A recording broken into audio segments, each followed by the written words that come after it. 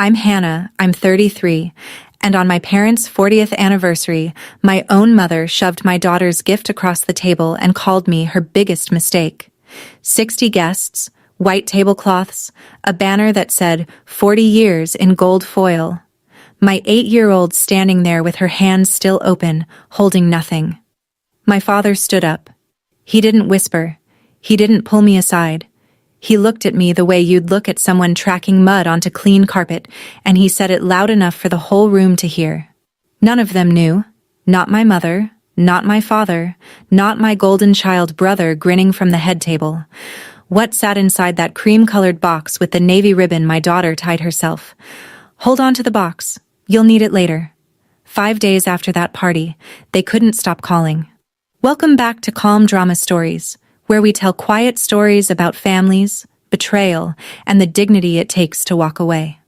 If a story ever made you feel less alone, that's why we're here.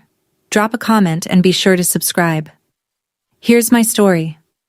The morning of their anniversary, I stood in my kitchen with wrapping paper, tape, and a stack of documents I'd spent 3 weeks putting together.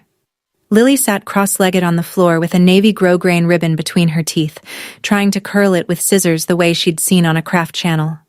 She was 8, and convinced she could do anything a YouTube tutorial showed her. The curl came out lopsided. She grinned like she'd built the Eiffel Tower. "It's perfect," I told her. She'd also drawn a card the night before. 2 stick figures holding hands under a wobbly arch of hearts. "Happy 40 years, Grandma and Grandpa," in her best cursive, which leaned hard to the left like it was trying to escape the page. She tucked it into the cream-colored box herself, right on top of the manila envelope. I caught my reflection in the microwave door. Blazer. Hair pulled back. A title attorney who handled million-dollar closings without flinching. And here I was, nervous about handing my own mother a gift. Some part of me, the stubborn part I could never quite talk out of hoping, believed this would be the thing that finally changed the math. 40 years of marriage, their daughter and granddaughter at the door. A gift that could genuinely save them, though they didn't know they needed saving yet. I pressed the lid down. Lily smoothed the ribbon one more time with her thumb. "Mom, do you think they'll cry?" I smiled at her. "Maybe, baby." I'd spent more than I'll ever admit getting this gift right. The money wasn't the hard part. The hard part was still wanting to give it all. Growing up in the Yeager house, the pecking order was simple. Derek came first. I came whenever. My brother was 4 years older, and from the day he was born, my parents treated him like a project they'd gotten right on the first try. Football trophies on the mantle. Report cards pinned to the fridge. Birthday parties with themes. Matching plates, a guest list my mother organized 2 weeks in advance. Then there was me. I was the pregnancy my mother hadn't planned. She was 30, just about to re-enroll in nursing school after years of raising Derek. She told me once, pouring coffee on a Sunday morning like she was commenting on the weather, "You were always my biggest mistake, Hannah. I don't mean it ugly. I mean it factual." I was 11. I remember the mug she was holding. Blue, chipped on the rim. She never hit me. She never screamed. She just had this way of making me feel like I was taking up space that had already been allocated. Derek got the birthday parties. I got a cake from the grocery store and a card signed by both parents in my mother's handwriting. My father, Roger, was a quieter version of the same math. He loved me the way men of his generation loved their less favorite kids. Politely. From a distance, without ever once going to bat for me when it mattered. He followed my mother's lead the way he followed weather forecasts, noted them, didn't argue. By the time I left for college on a partial scholarship and 2 part-time jobs, I'd already learned the house rule. Derek was the investment. I was the overhead. I didn't hate them for it. That's the part people never understand. I just got tired. At 25, I got pregnant with Lily. The father was a boyfriend who stayed long enough to hear the word positive and then discovered a sudden interest in living abroad. My parents' reaction was a conference call. Yes, a conference call, during which my mother said, "Another mistake," and my father said, "We can't help you financially, Hannah, you understand." I understood perfectly. I worked as a title clerk at a small real estate firm during the day, filed deeds, pulled liens, typed legal descriptions until I could recite subdivision plat numbers in my sleep. Nights, I studied for the bar. Lily slept in a pack-and-play next to my textbooks. Some semesters I ate ramen so she could eat the jarred organic sweet potatoes my coworker's wife swore by. 3 years, 2 failed bar attempts, 1 pass. By 30, I was a licensed title attorney at a mid-size firm in Richmond. By 32, I was handling commercial closings worth more than every house on my parents' street combined. I learned to read a property file better than I could read my own mother. But here's the thing about building yourself from scratch. You get good at carrying weight. Too good. I was the friend who always picked up the phone, the colleague who stayed late, the daughter who still sent birthday cards to a woman who opened them, read them, and never once called to say thank you. Over-responsibility was my operating system. I didn't know how to put something down. If there was a fire, I grabbed the hose, even when the people inside the burning building were the ones who'd handed me matches and told me to leave. Professional isolation was just a side effect. I didn't have time for friends. I had briefs. The invitation arrived in April. Cream cardstock, gold embossed. Roger and Diane Yeager, celebrating 40 years of love, laughter, and family. The RSVP card had a little box for dietary restrictions and a line that read, "Number attending." I stared at it for 2 days. Lily found it on the kitchen counter and lit up like a sparkler. "We're going to Grandma and Grandpa's party?" She said it the way kids talk about Disney World. Capital letters, exclamation points, wide open belief that this time would be different. And that was the thing. Lily wanted grandparents. She wanted the cookies and the lap, and the stories at bedtime and the Christmas stockings with her name stitched on them. She wanted what her friends at school had. She didn't know the math. She just knew she was missing something. I almost threw the invitation away. Almost. But I'd just come into possession of something that could change everything between us. A gift so specific, so necessary to their survival, that even my mother would have to look up. I couldn't tell Lily what it was. I couldn't explain the foreclosure filings or the defaulted HELOC, or the fact that her grandparents' house was 60 days from being auctioned to the highest bidder. She was 8. She knew the box had a ribbon and a card she drew, and something important inside. "We're going," I told her, "and we're bringing the best present they've ever gotten." She hugged me so hard my ribs cracked. Figuratively, mostly. I checked the box for 2, wrote our names, dropped it in the mail before I could change my mind. Hope is a strange tax. You keep paying it even when the returns are garbage. A week before the party, my cousin Jenna called to warn me. "Your Aunt Carol's been talking again." Carol was my mother's younger sister, and she had a gift for turning gossip into gospel. According to the version circulating through the family, and through my parents' church, and through half the neighborhood, I was the ungrateful daughter who refused to let my parents see their granddaughter. I was cold. I was selfish. I had issues. The truth was simpler and uglier. Every time I'd brought Lily to visit over the past 3 years, my mother treated her the way airport security treats a suspicious bag. Inspected her, found something wrong, moved on. Lily's hair was messy. Lily talked too much. Lily reminded her of me. The last visit, 8 months ago, my mother had looked at Lily arranging flowers on the kitchen table and said, "She's got your father's chin. The wrong one." Meaning my father, the boyfriend. The other mistake. I stopped visiting after that. Not to punish them. To protect my kid. But Aunt Carol's version was better theater. Poor Diane, weeping at Bible study about the granddaughter she never gets to see. Roger, stoic and heartbroken. The whole congregation shaking their heads at the heartless daughter. Lily heard fragments. Kids always do. One night, brushing her teeth, foam around her mouth like a tiny rabid professor. "Mom, will Grandma like me this time?" I knelt down and wiped toothpaste off her chin. "Grandma's complicated, sweetheart. But will she like the present?" "She'd be crazy not to." Lily nodded, satisfied. She trusted me the way I used to trust my mother. Completely, without auditing the books. I carried that weight all the way to the car the morning of the party. 3 weeks before the invitation, my father had called me. This was unusual. Roger Yeager communicated primarily through my mother, the way nations communicate through ambassadors. If he had something to say, he relayed it to Diane, who relayed it to me with editorial commentary.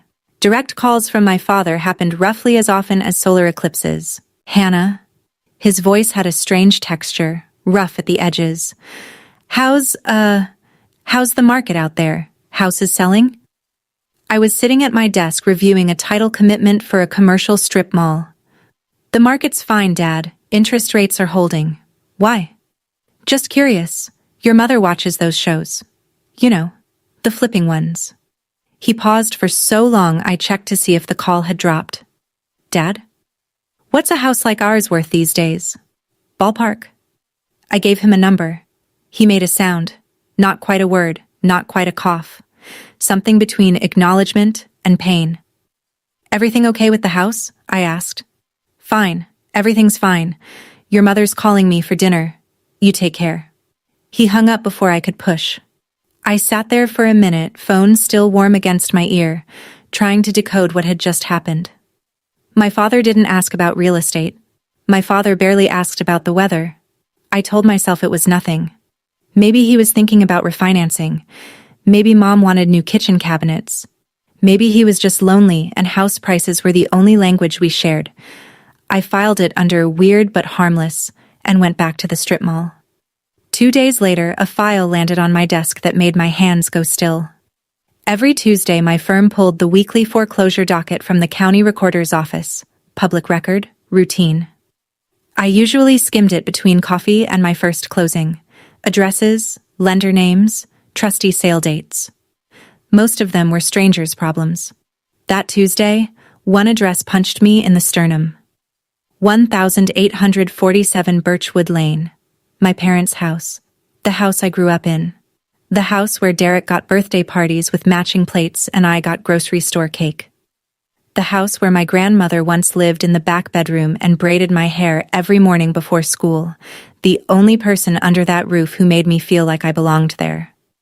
I read the address 3 times, pulled the full notice of trustee's sale. There it was, printed on county letterhead. A sale date already counting down, a default amount that made my stomach drop, and a lender I recognized from dozens of other distressed property files. They were losing the house. Not slowly, not theoretically. The clock was already running. 7 weeks. And whoever showed up at the courthouse steps with the highest bid would own 1847 Birchwood Lane. Every room, every memory, every square foot of the backyard where my grandmother planted roses that still bloomed every May. My father's phone call snapped into focus like a Polaroid developing. What's a house like ours worth these days? Ballpark. He hadn't been curious. He'd been terrified. I closed my office door, pulled the lender file, started reading. I didn't call my parents. They hadn't called me. Not to ask for help, not to warn me, not to say a single honest word about the fact that the roof over their heads was collapsing. They'd rather lose the house than call the mistake. I read the file twice. The numbers don't lie the way people do. 14 months earlier, my parents had taken a home equity line of credit, a HELOC, against the house. The amount, $187,000. The house had been paid off for years, free and clear, the one solid asset they had heading into retirement. They'd borrowed against every dollar of equity. On top of that, my father's cardiac surgery 9 months ago had generated $43,000 in medical bills after insurance. Their combined monthly obligation was more than double their retirement income. They'd made 6 payments, missed 4, and the lender had filed the notice of default in January. Now it was late April. The sale date was June 20th. I sat back in my chair. $187,000 in equity, torched. 40 years of mortgage payments, gone. The math was ugly and final. Where had the money gone? Not to the house. The gutters were still sagging the last time I drove past. Not to medical bills. Those came after the HELOC, and the dates didn't overlap. The HELOC disbursement went out in a single lump sum 14 months ago to an account I didn't recognize. I pulled public UCC filings, cross-referenced the date with county business registrations. There it was. A restaurant LLC filed 13 months ago. Registered agent, Derek R. Yeager. My brother's restaurant. The one he'd bragged about on Instagram for exactly 5 months before the posts stopped. The one my mother had called Derek's new venture at Thanksgiving like she was introducing a debutante. The one nobody had mentioned since. They'd bet the house on Derek. Literally. Put up every cent of equity on the golden child's dream kitchen, and the dream had burned down. And they'd told me nothing. I dug deeper. Couldn't help it. Derek's restaurant had been called Fork and Field. Farm-to-table concept, downtown lease, a logo he'd paid a design firm $4,200 to create. He'd posted the grand opening on Facebook with a champagne toast and a caption that said, "Dreams don't wait." My mother had shared it 11 times. Fork and Field lasted 19 weeks. The health department flagged 2 violations in month 3. Yelp reviews mentioned undercooked chicken and a hostess who was visibly annoyed. By month 5, the landlord filed for unpaid rent. Derek shut the doors quietly, deleted the Instagram, and, based on the filings, never repaid a cent of the startup capital. The startup capital that came from my parents' house. I could picture the conversation. Derek at the kitchen table, that earnest look he'd perfected by age 12, explaining why this was different, why this time it would work. My mother nodding because Derek's dreams were family projects. My father signing the HELOC paperwork because saying no to Derek wasn't in his vocabulary. They would rather mortgage their retirement than admit their golden child was a bad investment. And when the bill came due and the restaurant folded and the lender started sending certified letters, they would rather lose the house entirely than pick up the phone and call me. Because calling me would mean admitting I wasn't the mistake. I was the one who could fix it. And that math didn't compute in Diane Yeager's universe. I closed the file, opened it again, closed it. Then I pulled up the lender's contact information and stared at it for 10 minutes. Over-responsibility is a reflex. You see the fire, you grab the hose, even when the people inside never handed you a key. I didn't sleep that night. Part of me, the rational part, the part that passed the bar and survived single motherhood and stopped expecting birthday calls, that part said, walk away. They didn't ask you. They don't want you. They've spent 33 years making it clear you're the line item they'd cut first. But there was another part. The part that remembered my grandmother in the back bedroom, brushing my hair before school, telling me stories about the garden she'd planted when she was 19. The roses along the fence were hers. The kitchen tile was the pattern she'd picked. That house wasn't just my parents'. It was hers. And she'd died in the bedroom overlooking those roses. And she'd been the only person in that family who ever made me feel like I had a right to exist. And Lily. Lily who drew stick figures of grandparents she barely knew. Lily who asked if Grandma would like her this time. Lily who carried hope around like a lunchbox, packed fresh every morning, even when it came back empty every afternoon. I wasn't doing this for my mother. I wasn't doing this for my father. And I sure as hell wasn't doing this for Derek. I was doing this because the house was worth saving even if the people inside it weren't sure I was. And because I'd never be able to explain to Lily, 15 years from now, that I had the power to keep her grandparents home, and I let it go because my feelings were hurt. But I wouldn't save them on their terms. If I did this, it would be on mine. I poured another cup of coffee, pulled up the lender's servicing department number, drafted an email. By morning, I had a plan. The transaction was clean. Legal. 1 phone call and 2 weeks of paperwork. When a borrower defaults on a HELOC and the lender files for foreclosure, the note, the actual debt instrument, can be sold. Lenders do it all the time. They'd rather take 70 cents on the dollar now than gamble on an auction that might net less. I'd handled these transactions for clients dozens of times. I knew the forms, the disclosures, the timeline. I contacted the servicing department, identified myself as a licensed attorney, inquired about purchasing the defaulted note at a negotiated payoff. Not the full $187,000 plus fees, but a discounted figure the lender would accept to close the file. After 2 rounds of negotiation and a formal offer letter, we settled on a number. I wired the funds from my savings. It wiped out most of what I'd put away over 7 years of closings and bonuses and skipped vacations. But it was my money, earned my way, and I spent it with my eyes open. The assignment was recorded at the county recorder's office. As of 3 weeks before the party, I held the note. The default was mine to enforce or forgive. Their crisis was sitting in my briefcase.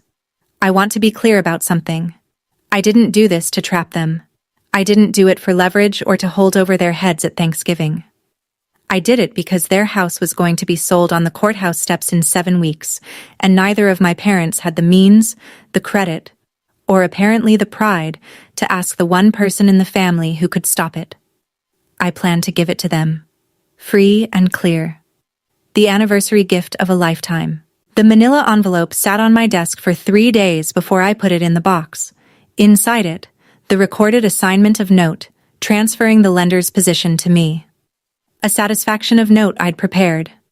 The document that, once I signed and recorded it, would release the lien, cancel the debt, and leave them with a clean title. And underneath, the original notice of trustee's sale with the June 20th date circled in red marker.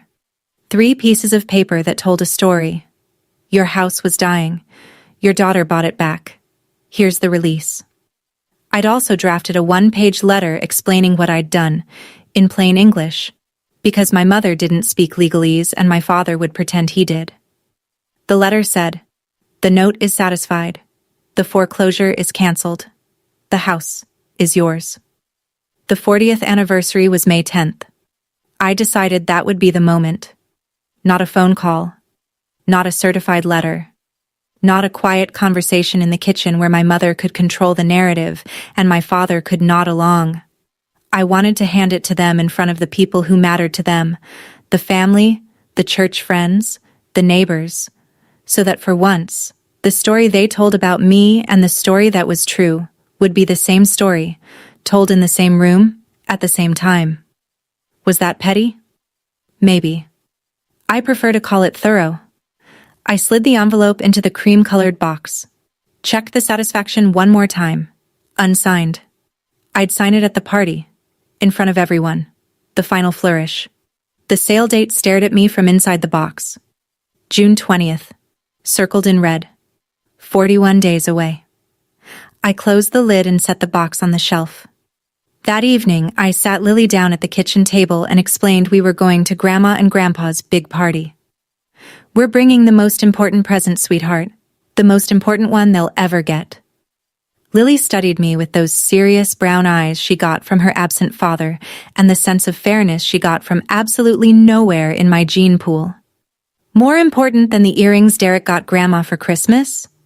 Way more. She considered this.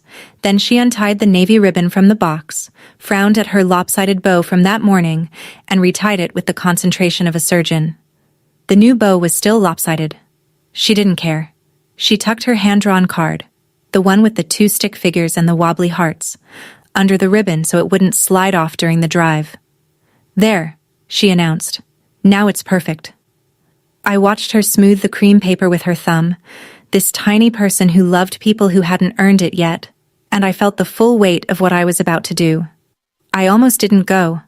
I stood in that kitchen and almost called the whole thing off.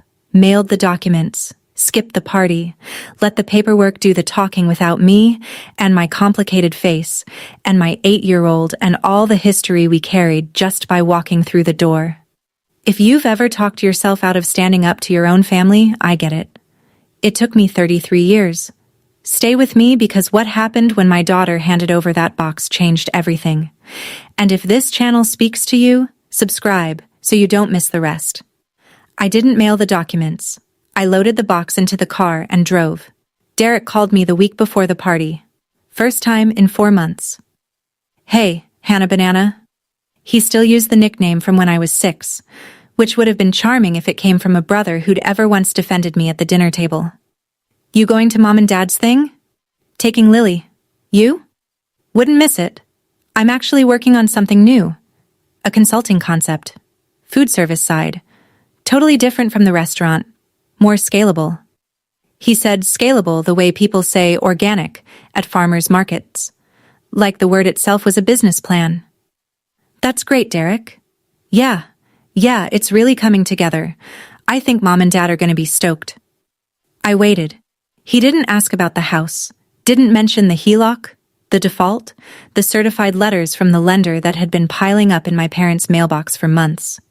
Either he didn't know, which meant my parents had hidden it from their golden child to protect his feelings, or he knew and assumed someone else would fix it. Both options tracked. How are Mom and Dad doing? I asked, leaving the door wide open. Great. You know them. Tough as nails. Dad's recovering from the surgery. Mom's planning this party like it's a royal wedding. They're fine. They were not fine. They were 53 days from losing their house, and their son, the one they'd staked everything on, was pitching a consulting concept and calling them tough as nails. See you there, Derek. Can't wait. Oh, you're bringing a gift, right? Mom said something about gifts. I'm bringing a gift. He hung up. I looked at the cream box on the passenger seat, the navy ribbon slightly wrinkled from Lily's third attempt at perfection. Mom and Dad are fine. They always land on their feet. Right. 4 days before the party, my mother called to confirm attendance like she was running a corporate event. You said 2. You and Lily. Is that still accurate? Yes, Mom, 2. Derek's bringing a date, a nice girl from his CrossFit gym. I'm rearranging the seating chart. Of course she was rearranging the seating chart for Derek's date. Of course. I'll sit wherever. You always do. She paused. Her pauses were weapons. Small, precise. Time to land. I'm surprised you're coming, honestly. You've made it very clear how you feel about family gatherings. I bit the inside of my cheek. The satisfaction of note was sitting in my briefcase 3 feet away. I was holding the note on her house. I was the only reason 1847 Birchwood Lane wasn't going to be sold to a stranger in 6 weeks. And she was surprised I was coming. I'll be there, Mom.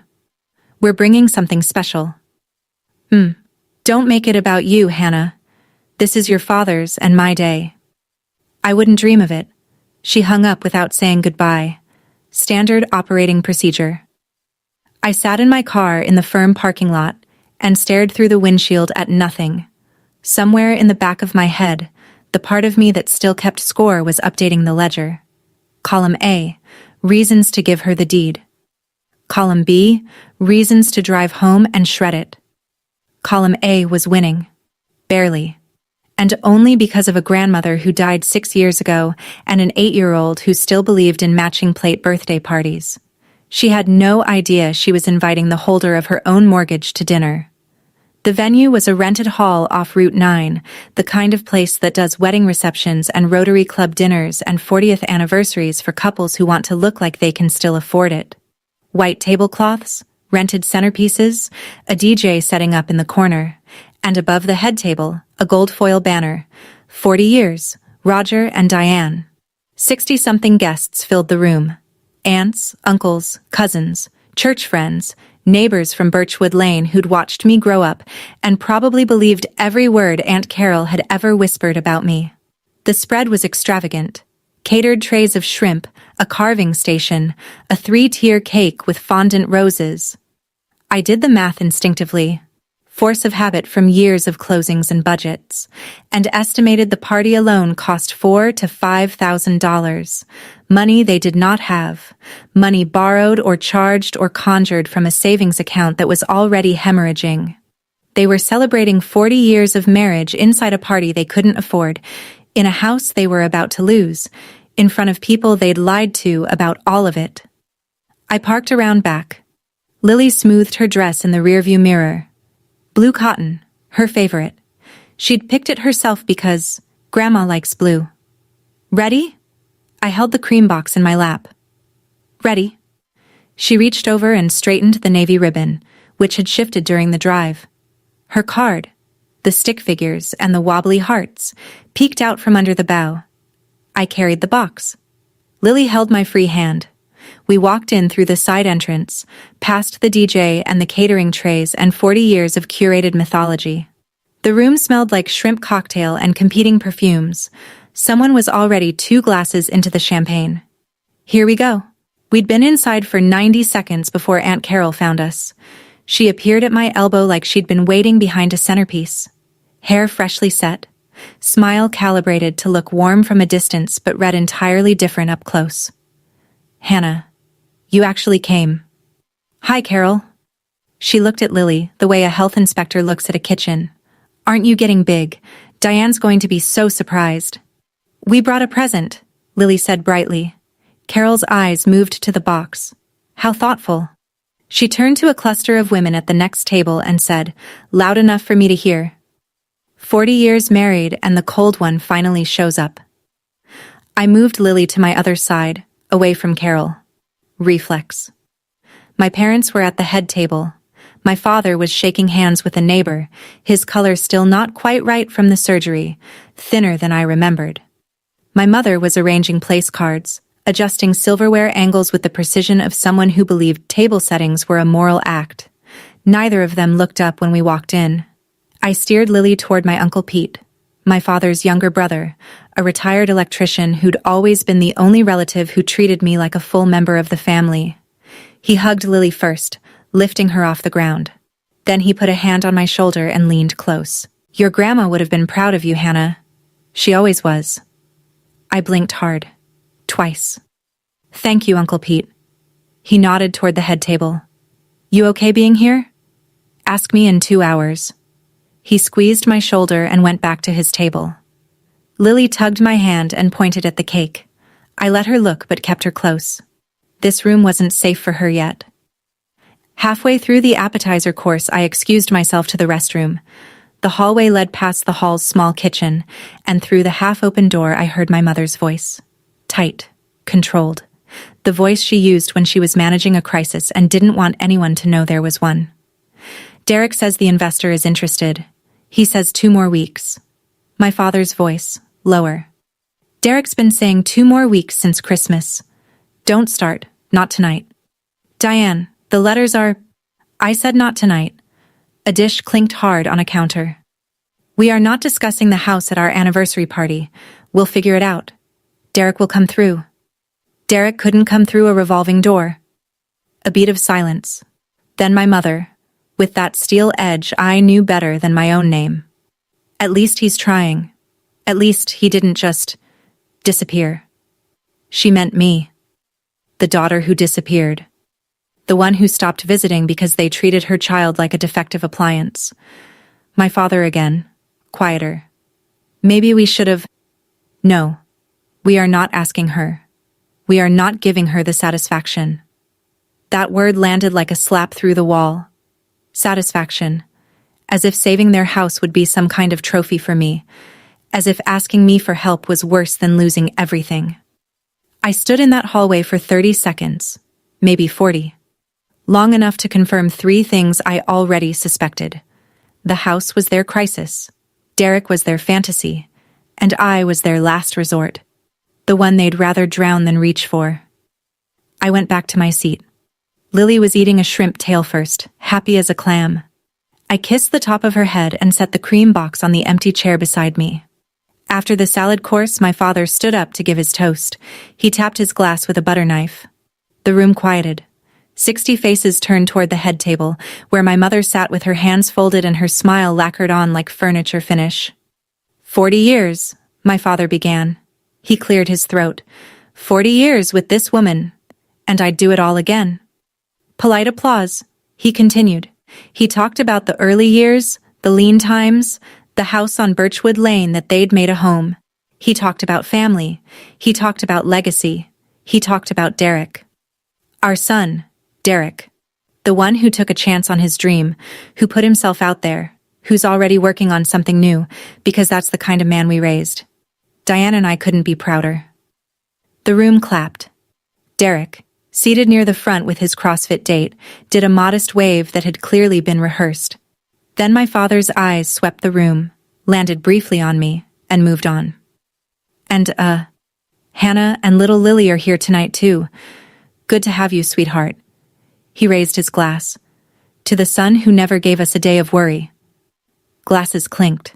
People drank. I smiled because the alternative was making a scene, and I wasn't built for scenes. Lily waved at her grandfather. He didn't notice. Derek was the paragraph. I was the footnote. Even at a party I was attending for the sole purpose of saving their house, my father couldn't spare a full sentence for his younger child. And he didn't even realize the irony. The son who never gave them a day of worry had given them a HELOC, a failed restaurant, and a foreclosure notice. I excused myself to the restroom again, locked the door, ran cold water over my wrists. The mirror showed a woman in a blazer with tired eyes and good posture and a cream-colored box waiting for her at the table. I stared at her. I came to give them a home. I would not also give them my self-respect. The plan hadn't changed. The gift was real. The documents were prepared. I was going to hand my parents the deed to their own house, free and clear, because it was the right thing to do, and because my grandmother's roses were still blooming along the fence, and because Lily deserved to know her mother chose generosity over grudges. But something had shifted. I'd walked in hoping, that stupid, stubborn hope, that they might meet me halfway, that my father might look up when I entered, that my mother might say hello to her granddaughter, that someone at that table might acknowledge that I existed as more than a line item. They hadn't, and they wouldn't. Not because they were evil, not because they lacked the capacity, but because the story they'd told themselves for 33 years was load-bearing. I was the mistake. Derek was the investment. Changing that story meant admitting the math had been wrong the whole time, and neither of my parents was strong enough for that kind of audit. Right here is where I decided I was done begging to be loved. If you're at that point with someone in your family, this next part is for you. Comment boundaries if you've had to set one. I read them all. Then let's finish this together. I dried my hands, straightened my blazer, walked back to the table and picked up the box. Time to give them the house. They cut the cake at 8:15. 3 tiers, fondant roses, a little plastic bride and groom on top that looked nothing like either of my parents. Everyone gathered around. Phones came out. My mother held the knife like she was performing surgery. After the cake was served and the plates were being passed, I saw my opening. Lily. I knelt beside her chair. You remember what we talked about? She nodded. Her eyes were huge. She'd been holding it together all night. The cold reception, the being overlooked, the grandfather who didn't notice her wave. With the patience of a kid who's learned that her worth in this room is conditional, but hasn't yet figured out it shouldn't be. You're going to carry the box to Grandma and Grandpa and say what we practiced. Can you do that? The happy anniversary thing? Exactly. She slid off her chair. I handed her the cream box. The navy ribbon was slightly wrinkled from the car ride and from being set down and picked up half a dozen times. Lily held it with both hands against her chest, the way you'd hold something that weighed more than physics could explain. I walked beside her toward the head table. 60 pairs of eyes tracked us. The murmuring dropped. Someone, I think it was Uncle Pete, set down his fork. My mother looked up from her cake plate. My father turned. Derek glanced over from his date.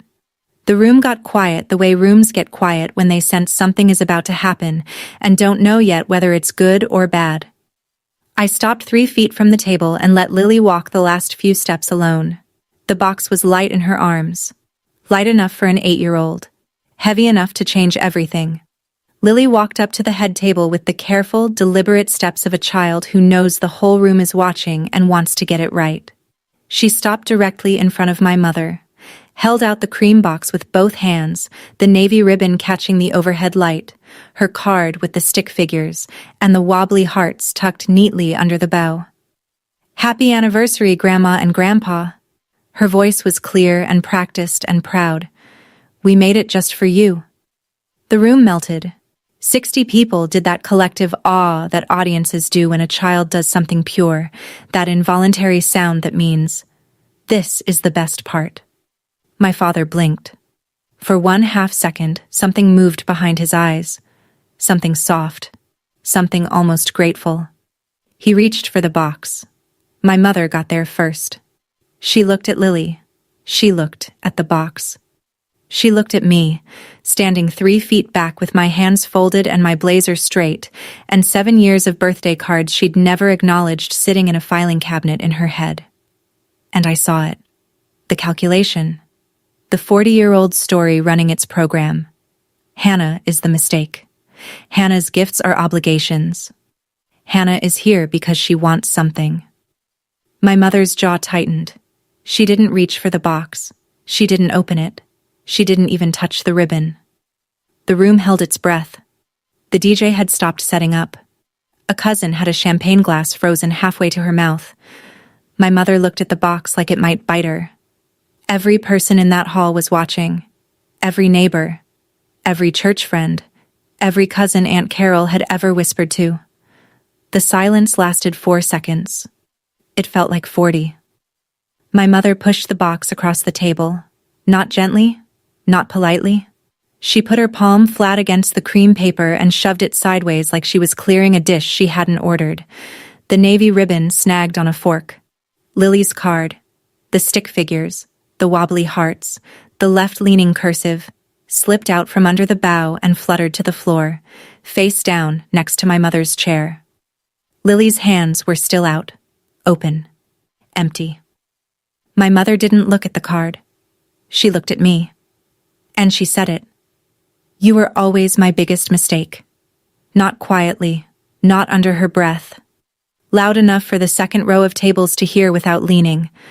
Loud enough for Uncle Pete to set down his water glass. Loud enough for the DJ to stop adjusting his speakers and stare. 60 people heard it. Some of them gasped. Some of them didn't. Because if you'd been in this family long enough, you'd heard some version of it before. Just never this public. Never this raw, never aimed at a woman standing in front of her 8-year-old daughter. Lily looked up at me. Her lower lip trembled once, then locked. I didn't move. I didn't speak. I watched my mother's face and saw everything I'd ever needed to see and had been too hopeful to read clearly. The resentment that predated me, the pregnancy that derailed her plans, the 33 years of projecting her own unprocessed regret onto the child who'd had the audacity to exist. She wasn't angry at the gift.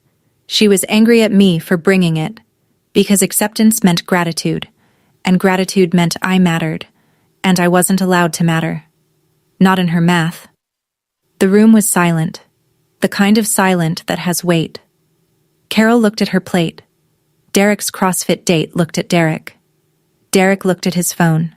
My father's chair scraped the floor. My father stood up. For one breath, one held, stupid, desperate breath, I thought he was going to correct her. I thought 40 years of following her lead might buckle under the weight of what she'd just said in front of 60 people, and he might, for the first time in my entire life, choose me. He didn't.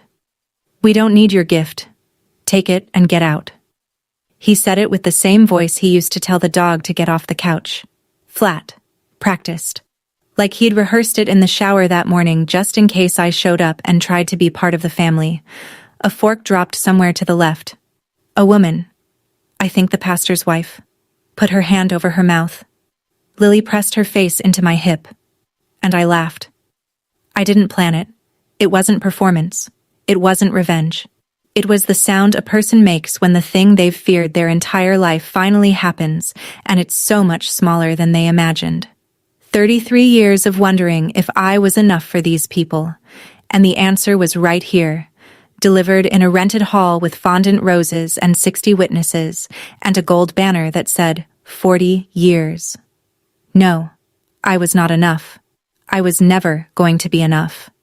And for the first time in my life, standing in that room with shrimp trays and champagne glasses and my daughter's face pressed into my blazer, I was perfectly fine with that answer. The laugh came from somewhere deep and genuine and exhausted. My mother's composure cracked. She hadn't expected laughter. She'd expected tears or silence or the door. The same 3 responses I'd given her for 3 decades. Laughter wasn't in her playbook. "What's so funny?" she snapped.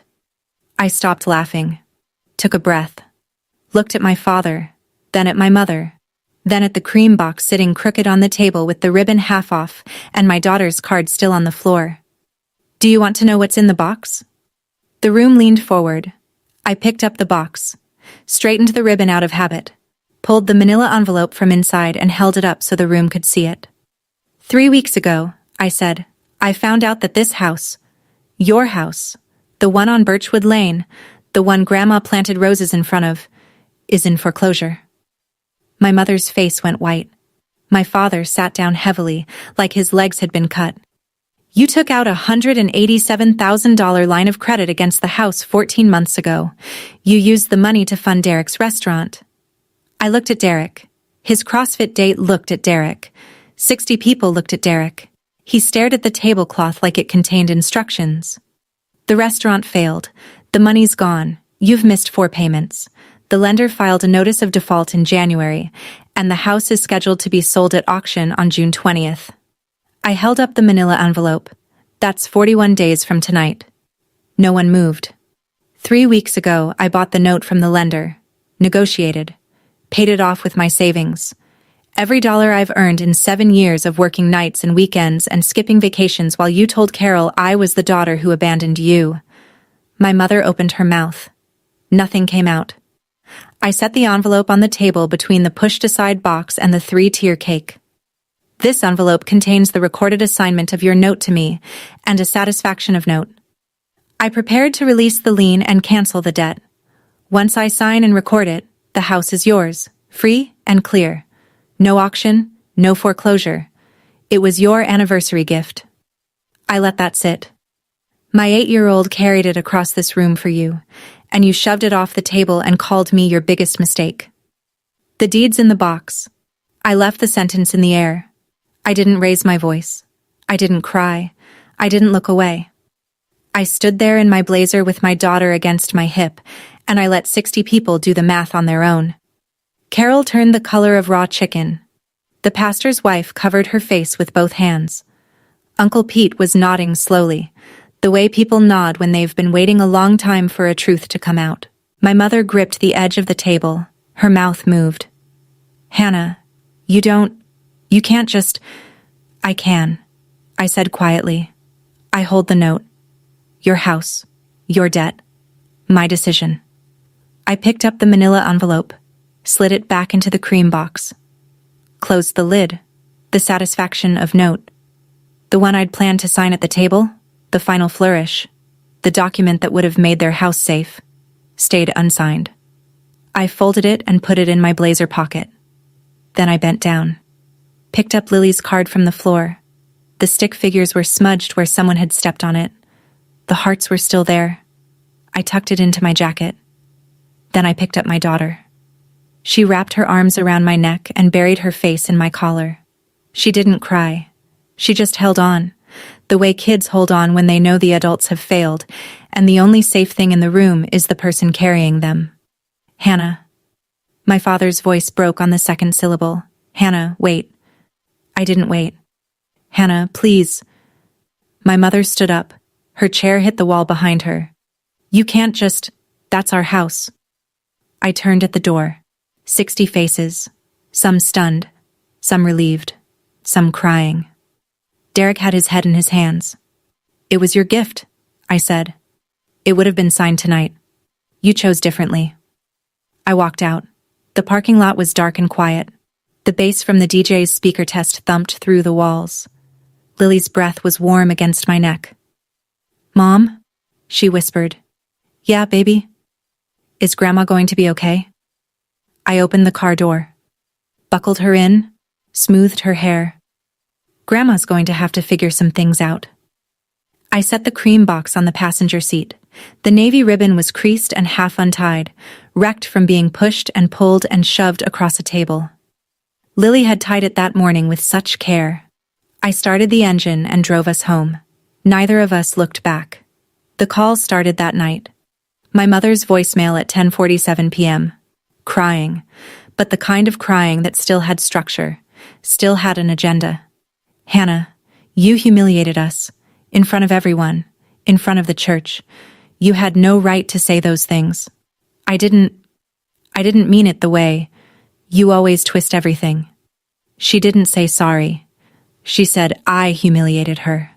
My father's voicemail at 6:15 the next morning. Anger first, then something that sounded almost broken. That was a hell of a stunt, Hannah. A hell of a...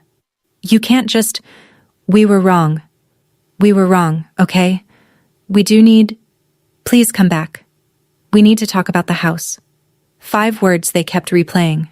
The deed's in the box. Derek called twice. Didn't leave a voicemail the first time.